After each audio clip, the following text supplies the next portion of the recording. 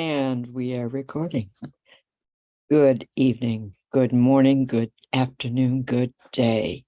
Welcome to the joyous, well, know that I am joyous, yes.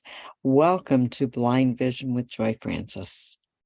This is going to be chapter 15 in Think and Grow Rich. And this is another fun one, because it is the 13th step toward riches, the door to the temple of wisdom. Think about it, imagine it, and we will be there. Let me go share the screen. Well, let me first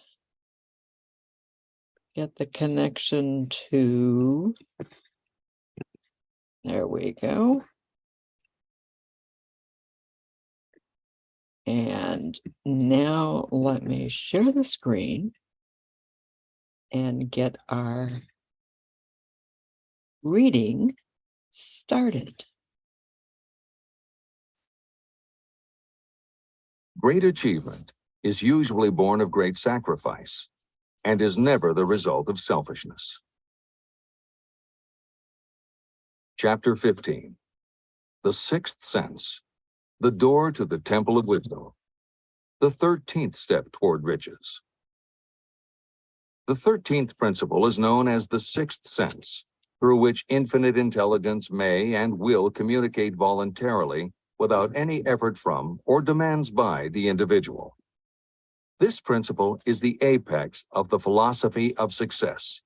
It can be assimilated, understood, and applied only by first mastering the other 12 principles. The sixth sense is that portion of the subconscious mind that has been referred to as the creative imagination. It has also been referred to as the receiving set through which ideas, plans, and thoughts flash into the mind. The flashes are sometimes called hunches or inspirations. The sixth sense defies description. It cannot be described to a person who has not mastered the other principles of this philosophy, because such a person has no knowledge and no experience with which the sixth sense may be compared. After you have mastered the principles in this book, you will be prepared to accept as truth a statement that may otherwise be incredible to you. Through the sixth sense, you will be warned of impending dangers in time to avoid them and notified of opportunities in time to embrace them. As you develop your sixth sense, it is almost as though a guardian angel comes to you to be of help and assistance. A guardian angel who will open to you at all times the door to the Temple of Wisdom. Miracles of the Sixth Sense. I am not a believer in, nor an advocate of, miracles, for the simple reason that I have enough knowledge of nature to understand that nature never deviates from her established laws. However, I believe that some of nature's laws are so incomprehensible that they produce what appear to be miracles. The sixth sense comes as near to being a miracle as anything I have ever experienced. This much I do know, that there is a power, or a first cause, or an intelligence which permeates every atom of matter and embraces every unit of energy perceptible to man. I know that this infinite intelligence is the thing that converts acorns into oak trees, causes water to flow downhill in response to the law of gravity, follows night with day and winter with summer, each maintaining its proper place and relationship to the other. Through the philosophy explained in this book, this intelligence can help turn your desires into concrete or material form. I know this because I have experimented with it, and I have experienced it. Step by step through the preceding chapters, you have been led to this, the last principle. If you have mastered each of the preceding principles, you are now prepared to accept, without being skeptical, the extraordinary claims made here. If you have not mastered the other principles, you must do so before you may determine definitely whether or not the claims made in this chapter are fact or fiction. Let great people shape your life. I have never completely divested myself of the habit of hero worship. While I was passing through the stage of hero worship, I found myself trying to imitate those whom I most admired. My experience has taught me that the next best thing to being truly great is to emulate the great, to try to act like them, be like them, and feel like them as much as I could. I discovered that the faith with which I tried to imitate my idols gave me great capacity to do so quite successfully. Long before I had ever written a line for publication or delivered a speech in public, I followed the habit of reshaping my own character by trying to imitate the 9 men whose lives and life works had been most impressive to me. These 9 men were Emerson, Paine, Edison, Darwin, Lincoln, Burbank, Napoleon, Ford, and Carnegie. Every night, over a long period of years, I held an imaginary council meeting with this group, whom I called my invisible counselors. This is how I did it. Just before going to sleep at night, I would shut my eyes and see, in my imagination, this group of men seated with me around my council table. Here I had not only an opportunity to sit among those whom I considered to be great, but I actually dominated the group by serving as the chairman. I had a very definite purpose in using my imagination in this way. My purpose was to rebuild my own character, so it would become a composite of the characters of my imaginary counselors. Realizing that I had to overcome the handicap of being born and raised in an environment of ignorance and superstition, I deliberately assigned myself the task of voluntary rebirth through the method I have described above. Building character through autosuggestion. I knew, of course, that we all become what we are because of our dominating thoughts and desires. I knew that every deeply seated desire causes a person to find a way to turn that desire into reality. I knew that self-suggestion is a powerful factor in building character. In fact, it is the sole principle through which character is built. With this knowledge of how the mind works, I was fairly well armed with the equipment needed to rebuild my character. In these imaginary council meetings, I called on my cabinet members for the knowledge I wished each to contribute. I would even speak out loud to each of them as follows. Mr. Emerson, I desire to acquire from you the marvelous understanding of nature which distinguished your life. I ask that you impress upon my subconscious mind those qualities you possessed that enabled you to understand and adapt yourself to the laws of nature. Mr. Burbank, I request that you pass on to me the knowledge that enabled you to so harmonize the laws of nature that you caused the cactus to shed its thorns and become an edible food. Give me access to the knowledge that enabled you to make 2 blades of grass grow where but 1 grew before. Napoleon, I desire to acquire from you the marvelous ability you possess to inspire men and will rouse them to greater and more determined spirit of action.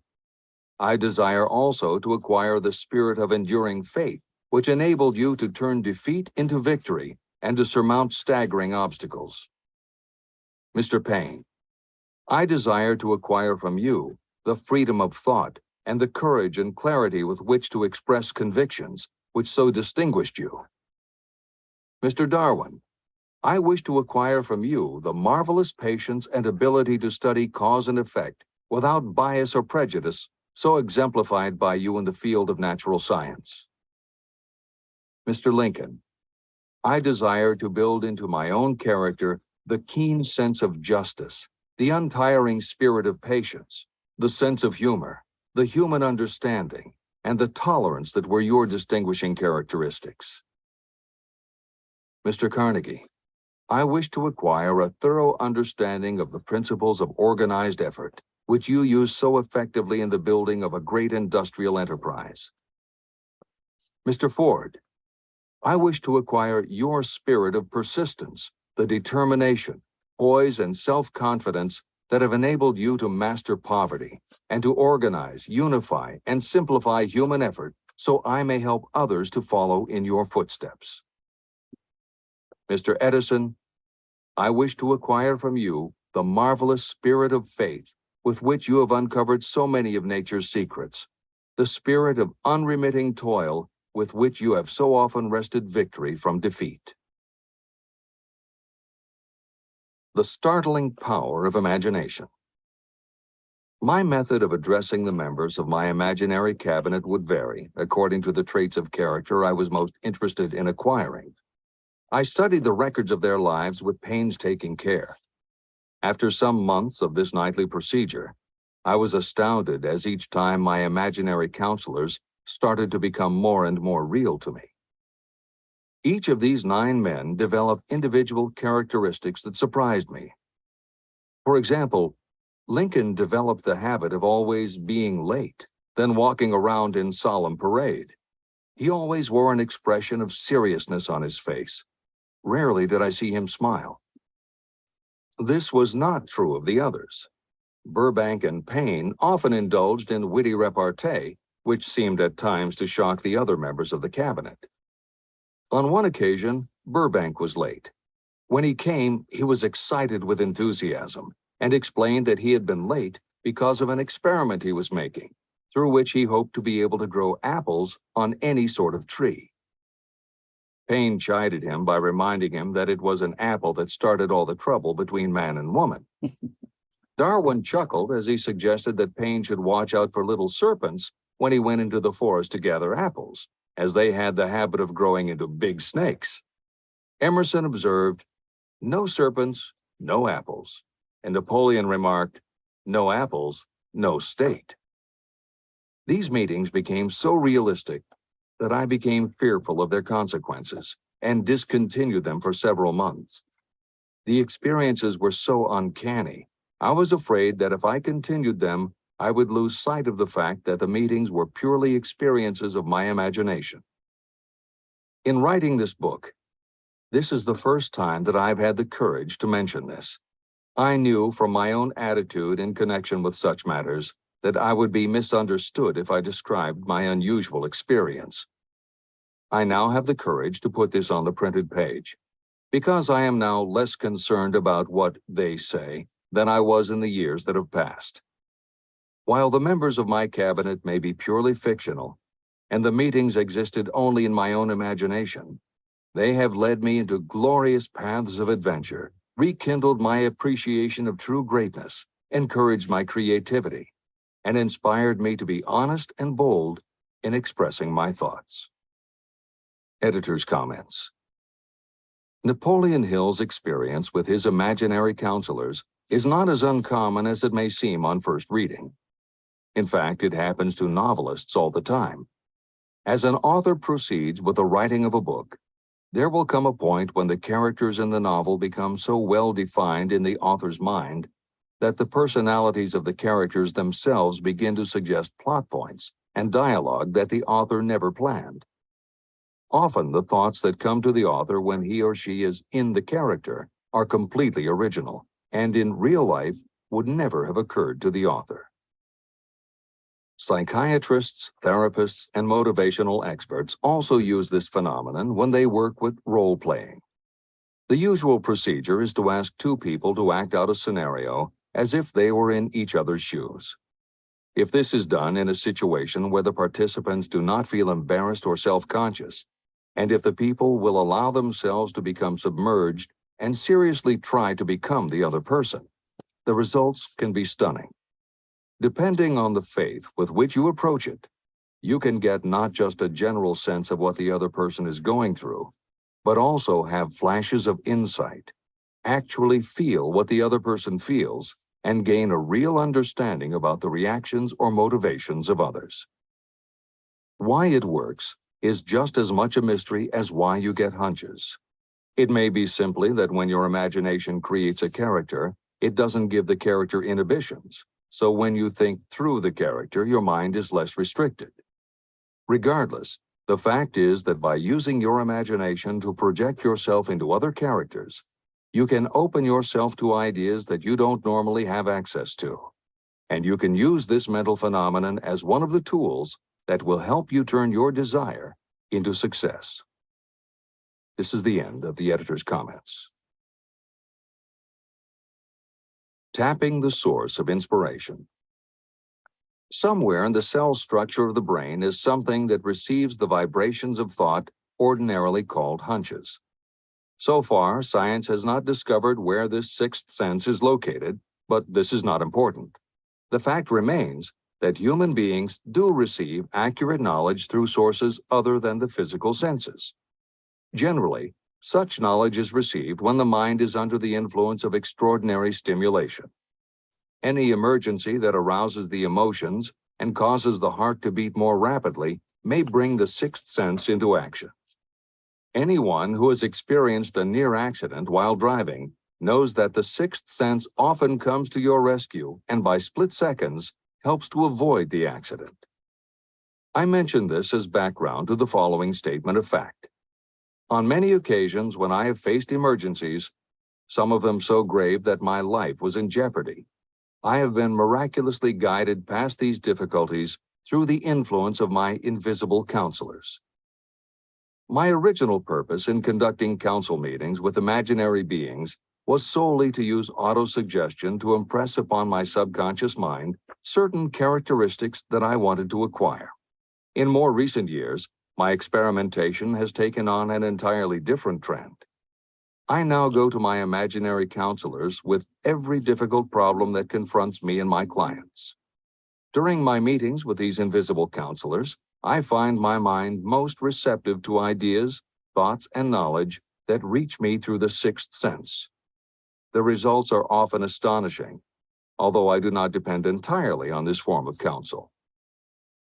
The sixth sense is not something that one can take off and put on at will. Ability to use this great power comes slowly through application of the other principles outlined in this book.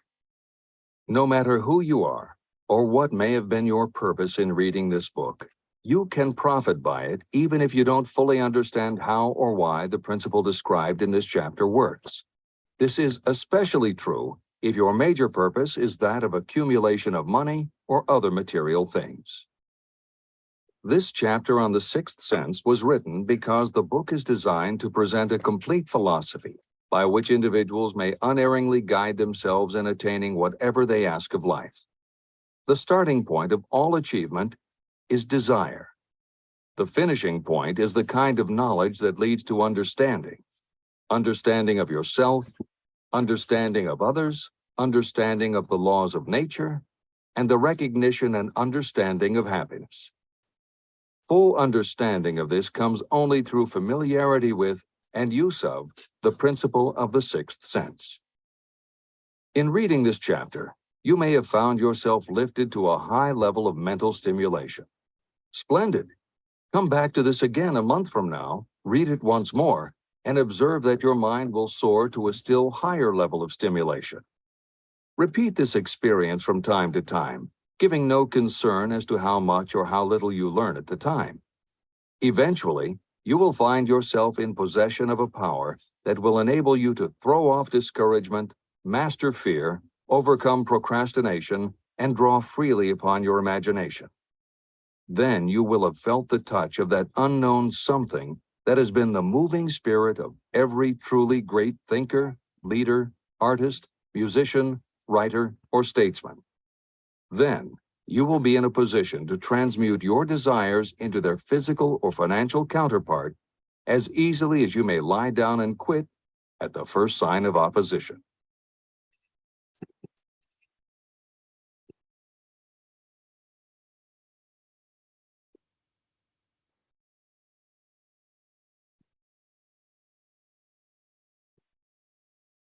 Amazing. Very short chapter. I think this is the shortest chapter we've had, but it can be one of the most powerful. This chapter gives you complete insight on how to tap into everything that your mind contains, everything that you want it to contain, everything that you know, everything that you would like to know, what to do and how to do it. It gives you the opportunity to create whatever you want, however you want, wherever you want, and whenever you want. Our sixth sense is such a powerful presence. I talk about my mother all the time. You've heard me talk about her. She is the most brilliant lady that I've ever known. And she was brilliant without education. She had street sense and knowledge of being. She did not need to have the high school and college and all the educational sources that I have, because that was not her. She was who she was. And she gave me that ability. She looked at me and told me, you can do anything. All you have to do is set your mind to it. And I have done anything and everything. They tell you I can't do many of the things that I do. Do I have problems? Yes. Does everybody have problems? You better believe it. And we just keep taking one step, one more step, put one foot in front of the other, keep right on going. And when we do that, everything becomes better, easier, more concise, and we understand more. The more that we understand, the more we're giving to have, to work with, and to do. So at this point, what we all want is to create our own counselors.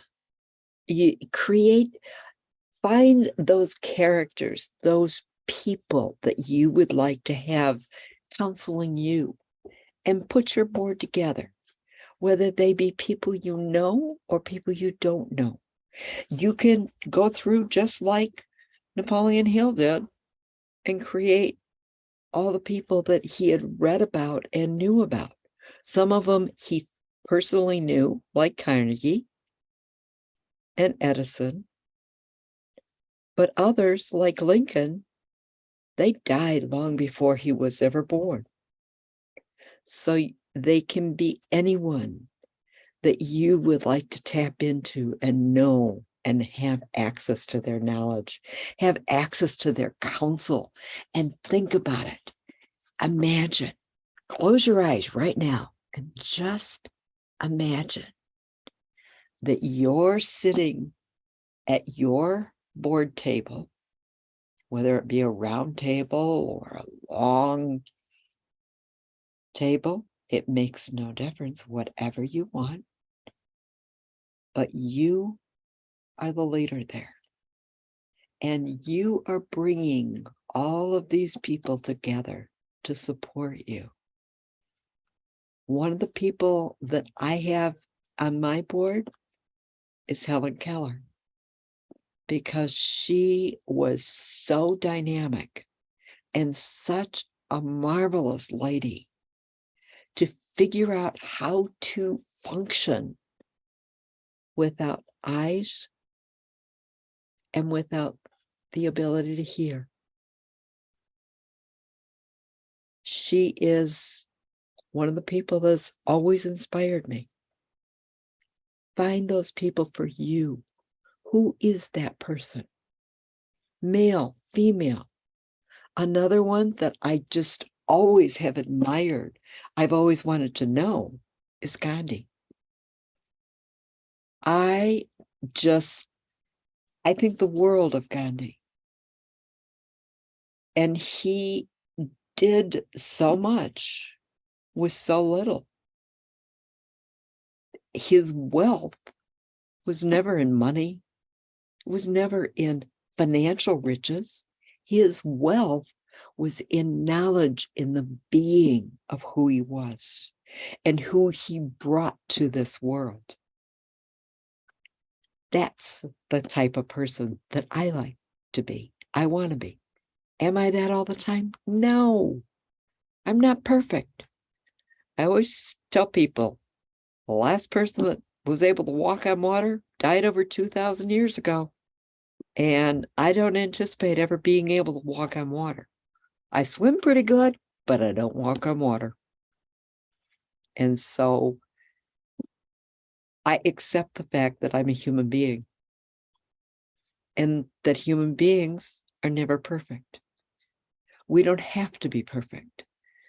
We just want to work to become better at whatever we're doing, however we're doing it. And just know and remember that what you give is going to return to you multiply.